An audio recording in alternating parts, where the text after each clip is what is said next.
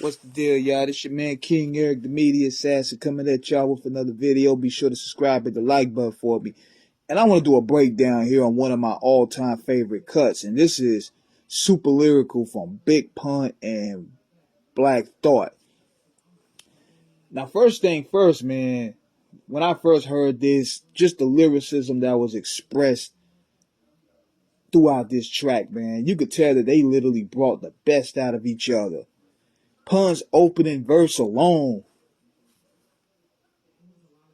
it showed me how much of a competitor that he was. Like, when it came to him doing collabos, he wanted to shit on niggas on the mic.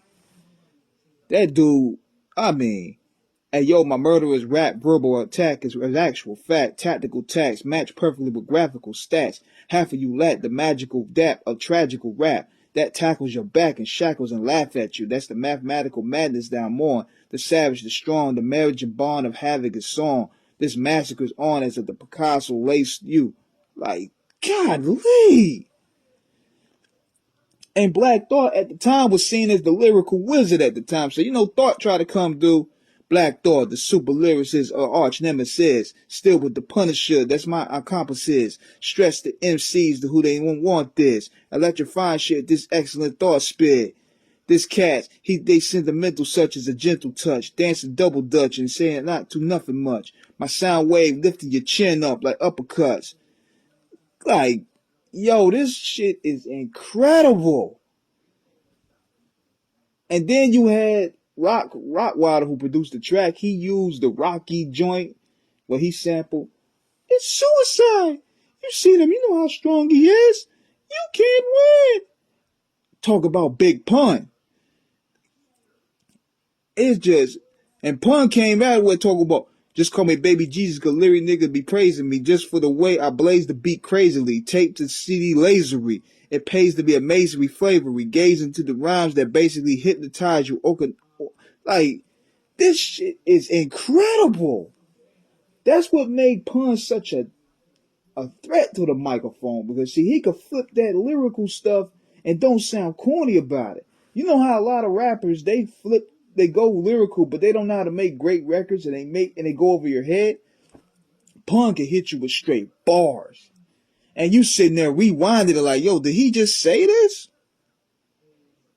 And Thought held his own, but man, I think Pun, he got him by a hair.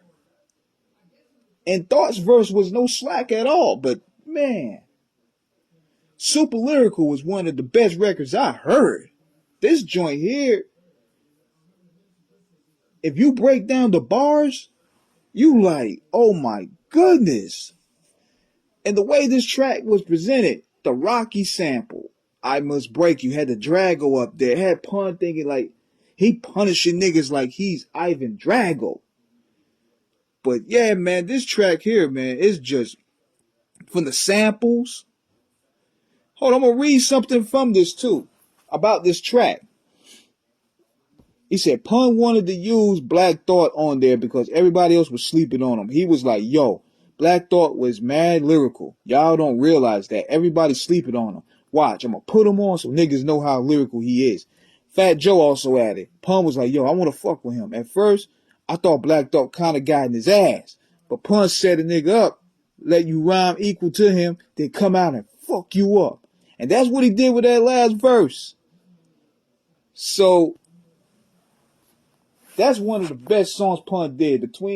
I got this one up there with "You Ain't a Killer," toe to toe with Cuban Link, his verse off of John Blaze, his verse off of "Let the Games Begin" with Mac 10 and CJ Mac and Joe, and not to mention his verses on Triple Threat.